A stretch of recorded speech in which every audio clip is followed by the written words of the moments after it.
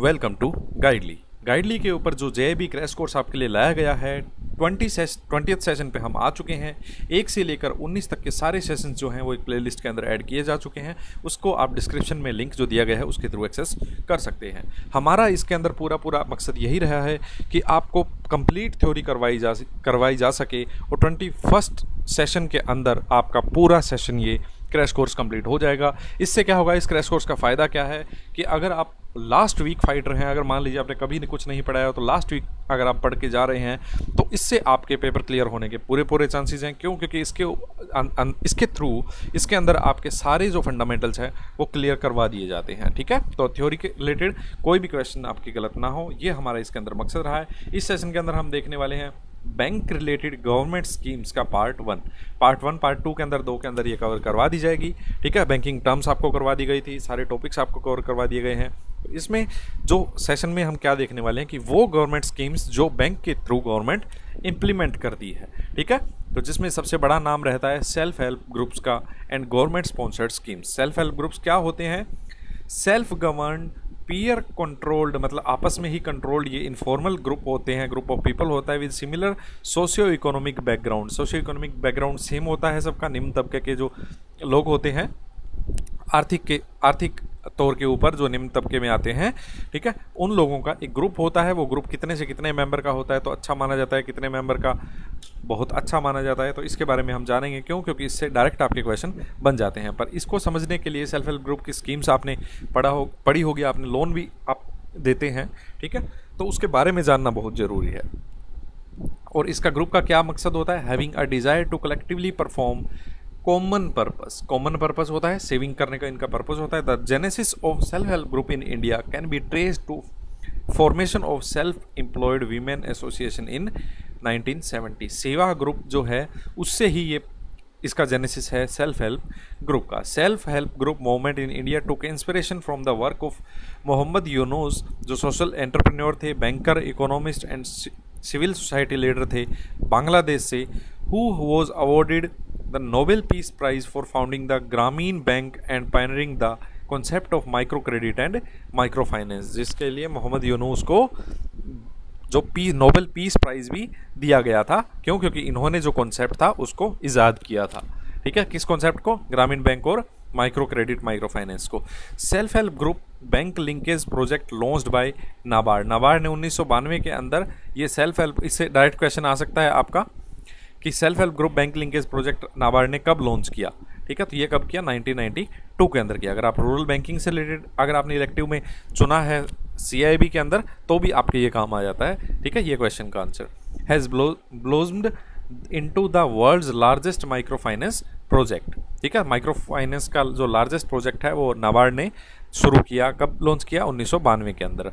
NABARD along with RBI, NABARD ने RBI के साथ मिलकर परमिट किया सेल्फ हेल्प ग्रुप्स को to have saving account in banks from the year of 1993।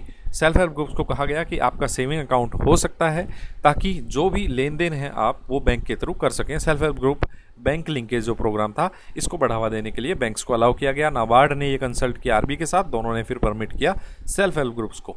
This action gave a considerable boost to the self-help group movement and paved the way for the self-help group bank linkage program, जो कि 1992 में launch किया गया था। 1999 के अंदर government of India ने introduce की स्वर्ण जयंती ग्राम स्वरोजगार योजना, SGSY, फुल फॉर्म पूछी जा सकती है इसकी आपको।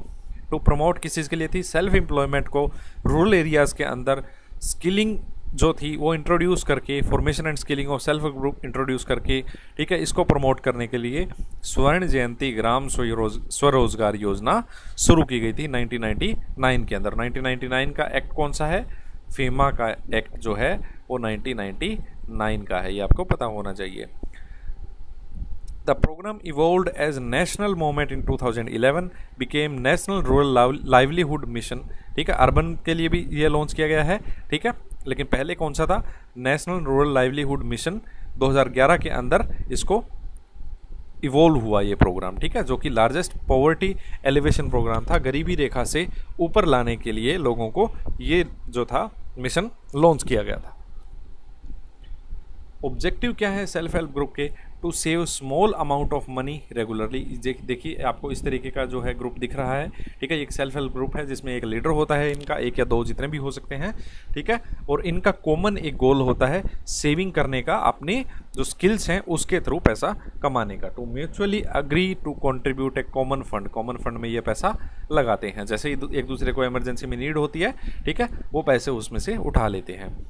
To meet their emergency needs, to have collective decision making, एक डिसीजन मेकिंग कलेक्टिव होती है आपस में, ठीक है, सारों का एक जो मत होता है वो एक मत पे सब पहुंचते हैं। टू सोल्व, इससे क्या होता है कि लीडरशिप क्वालिटी भी जनरेट होती है। To solve conflicts through collective leadership and mutual discussion. To provide collateral free loan with terms decided by group, ये एक दूसरे को कोलेटरल फ्री लोन भी देते हैं क्योंकि आपस में जो ये हर महीने की जो सेविंग करते हैं उससे एक जो फंड जमा होता है और सेविंग बैंक जो है उसके अंदर होता है, ठीक है, बैंक के थ्रू, तभी तो लिंकेज किया गया था ताकि जो ये आपस में लेन देन है वो फेथ, गुड फेथ के अंदर हो सके। और to uplift living condition of the poor, जैसे ही सेविंग की इनके अंदर जो ताकत बढ़ेगी, इससे क्या होगा कि आर्थिक हालात भी सुधरेंगे और अपलिफ्टमेंट होगी इनकी, ठीक है। To create awareness of members rights, members के जो राइट हैं, ठीक है, उनसे अवेयर करने के लिए भी इसका एक मकसद रहता है सेल्फ हेल्प ग्रुप का। एंटरप्रेन्योरशिप डेवलप होती है, लोग जो इसके मेंबर्स होते हैं उनमें एक एंटरप्रेन्योरशिप की भावना जागती है कि हाँ हम भी अपना कुछ शुरू कर सकते हैं। To develop linkage with NGOs, NGOs के साथ भी इनको लिंक किया गया है जिनका गोल जो है वो मैच करता हो सेल्फ हेल्प ग्रुप के मैच के साथ। To organise training for skill development, skill development के लिए ट्रेनिंग्स भी इनके लिए ऑर्गेनाइज की जाती है। To assist in recovery of loans and to develop leadership qualities. तो ये सारे जो ऑब्जेक्टिव हैं वो सेल्फ हेल्प ग्रुप को सेटअप करने के होते हैं। Constitution of self help group, एक कोई भी चीज़ का जो निर्माण होता है उसका एक बेस होता है कॉन्स्टिट्यूशन की, किस तरीके से ये स्ट्रक्चर इसका बनेगा। सेल्फ हेल्प ग्रुप जो होते हैं वो स्मॉल इनफॉर्मल ग्रुप होते हैं 10 से 20 इंडिविजुअल के, who are homogeneous with respect to social and economic background, यानी जिनका सोशियो इकोनॉमिक बैकग्राउंड सेम होता है और वो इकट्ठे आते हैं वॉलेंटियरली किस चीज़ को प्रमोट करने के लिए, सेविंग हैबिट को among members and for a common cause to raise and manage resources for the benefits of group member. जो अपने आप एक एमरजेंसी में एक दूसरे को नीड होती है वो ये सेल्फ हेल्प ग्रुप हैं, वो एक दूसरे का सहारा बनते हैं। हाउएवर इन हिली ट्रैक्ट रीजन और प्रीडोमिनेटली ट्राइबल डोमिनेटेड एरियाज, जहाँ कम्युनिटीज़ जो डिस्पर्स्ड हैं, वो economically weaker, physically challenged person हैं, स्मॉलर ग्रुप जो है वो भी इसमें फॉर्म किए जा सकते हैं। मिनिमम 5 मेंबर वहाँ पे होने चाहिए, लेकिन ये हिली एरियाज़ के अंदर है। इसका मतलब नॉर्मली 10 से 20 लोगों का, और कुछ जो एक्सेप्शन है वहाँ पे 5 मेंबर्स का भी ये ग्रुप हो सकता है। It is preferred that all members are from BPL, जो बिलो पॉवर्टी लाइन है उससे ही नीचे वाले सारे लोगों, ये प्रेफर किया जाता है, मैंडेटरी नहीं है, प्रेफर किया जाता है। क्यों? क्योंकि ग्रुप का जो मकसद था वो ये था कि अपलिफ्टमेंट हो, और अपलिफ्टमेंट अगर ज़्यादा से ज़्यादा लोग बीपीएल के लोग होंगे, ठीक है, तो उनको गवर्नमेंट की तरफ से भी फ़ायदा मिल पाएगा, और जो एक मकसद होता है इसका बैंक लिंकेज का जो नाबार्ड के द्वारा ये लॉन्च किया गया था वो भी पर्पज़ डिफीट नहीं होगा। तो हालांकि इसके अंदर प्रेफर किया जाता है, however there can be up to 20% और in exceptional cases up to 30% of member from above poverty line provided they live contagious to the BPL members.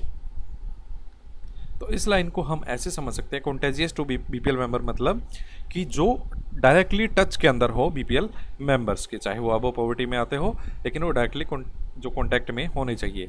Above poverty line members जो हैं वो कंट्रोल नहीं कर सकते सेल्फ हेल्प ग्रुप्स को, ठीक है। ये नहीं कि सेल्फ हेल्प ग्रुप के जो कंट्रोलिंग मैनेजमेंट है वो बीपीएल के पास ही होनी चाहिए, सेल्फ हेल्प ग्रुप के जो एपीएल मेंबर्स हैं, अबव पॉवर्टी लाइन मेंबर्स हैं, उनके पास नहीं आ सकती। किसी भी तरीके की उनको सब्सिडी का बेनिफिट नहीं मिलेगा। अगर एक्टिविटी ऐसी हैं जिन्हें सब्सिडी मिलती है सेल्फ हेल्प ग्रुप को, तो ये एपीएल मेंबर्स को नहीं मिल सकती, वो इसका फ़ायदा नहीं उठा सकते। Self help group does not require to be registered, इनको रजिस्टर्ड होने की कोई आवश्यकता नहीं है। Self help group should not have more than 1 family member in group. ऐसा नहीं है कि एक ही फैमिली के कई लोगों ने मिलके और वो ग्रुप बना लिया, ठीक है, ऐसा नहीं है। इसका मकसद ही ये था कि एक ऐसा होमोजीनियस इंडिविजुअल्स का एक ग्रुप बनाया जाए इनफॉर्मल, ठीक है, जिनका सोशियो इकोनॉमिक बैकग्राउंड सेम हो और अपलिफ्टमेंट हो सके। तो जब ग्रुप के अंदर अलग अलग परिवारों के लोग होंगे तो अलग अलग परिवार इकट्ठे उठ पाएंगे उस एक एक मेंबर की वजह से, वरना क्या होगा कि एक ही परिवार उठ पाएगा। इतने लोग अगर एक एक अलग अलग फैमिली में से नहीं लिए जाएंगे तो, वरना अगर मान लीजिए कि 10 फैमिली, एक फैमिली के 10 मेंबर हैं तो एक फैमिली का अपलिफ्टमेंट हुआ, लेकिन अगर 10 फैमिलीज़ के एक एक मेंबर हैं तो 10 फैमिलीज़ का अपलिफ्टमेंट हुआ। तो सेल्फ हेल्प ग्रुप का जो मोटिव है वो अपलिफ्टमेंट है। ठीक है, अब जान लेते हैं कि कैसे जो चेकलिस्ट है, कैसे परफॉर्मेंस से इनको मापा जाता है, असेस कैसे किया जाता है। नाबार्ड के द्वारा एक मैट्रिक्स दिया गया है, नाबार्ड के द्वारा वेरी गुड, गुड और अनसेटिस्फैक्ट्री की कैटेगरी में रखा गया है। नंबर ऑफ पैरामीटर्स को देख के ये मापा जाता है। ठीक है, based on number of parameter in which self help group gets very good, good, unsatisfactory, it's worthiness for obtaining bank finance can be assessed. ठीक है, तो चेक किया जा, असेस का मतलब चेक करना। ग्रुप साइज अगर 15 से 20 लोगों का है तो वो वेरी गुड ग्रुप माना जाता है। अगर 10 से 15 लोगों का है तो वो एक गुड ग्रुप माना जाता है। अगर 10 से कम लोगों का है, ठीक है, तो वो अनसेटिस्फैक्ट्री माना जाता है। हालांकि हमने पहले भी डिस्कस किया कि अगर हिली एरियाज वगैरह हैं तो वहाँ पर 5 मेंबर का ग्रुप भी अलाउड है। ठीक है, टाइप ऑफ मेंबर्स, अगर सारे पुअर मेंबर हैं तो इसका मतलब अपलिफ्टमेंट से फ़ायदा देश को ज़्यादा से ज़्यादा होगा, इसलिए ये वेरी गुड माना जाता है। 2 से 3 लोग अगर पुअर नहीं हैं तो ये गुड की कैटेगरी में आ जाता है। बहुत लोग पुअर नहीं हैं तो ये अनसेटिस्फैक्ट्री की कैटेगरी में आ जाता है, क्योंकि इसका फिर मकसद ही नहीं रह जाता कोई सेविंग करवाने का इनका। नंबर ऑफ मीटिंग्स, अगर एक महीने में 4 मीटिंग करते हैं तो वेरी गुड ग्रुप में आता है।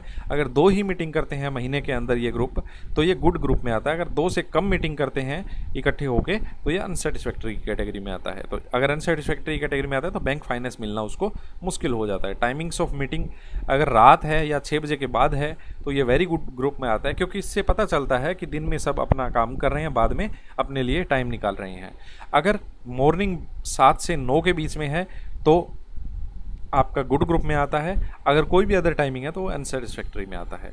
अटेंडेंस जो मेंबर्स की अगर 90% है जो मीटिंग्स होती है, ठीक है, तो वेरी गुड कैटेगरी में कि ज़्यादा से ज़्यादा लोग मीटिंग के अंदर भाग ले रहे हैं।